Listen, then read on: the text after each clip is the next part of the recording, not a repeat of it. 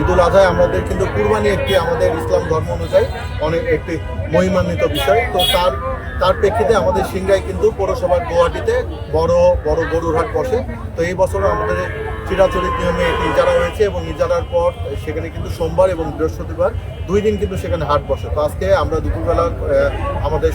সংবাদকর্মী print ও electronic মিডিয়ার সদস্যবৃন্দর কাছ থেকে আমরা জানতে পারি যে আমাদের এই হাটে কিন্তু অতিরিক্ত হাসিল আদায় হচ্ছে। তো তারই পরিপ্রেক্ষিতে আমরা এখানে আসি এবং সরেজমিন তদন্ত করে পাই যে আমাদের এখানে হাসিল ক্রেতার কাছ থেকে 600 এবং বিক্রেতার কাছ থেকে 150 টাকা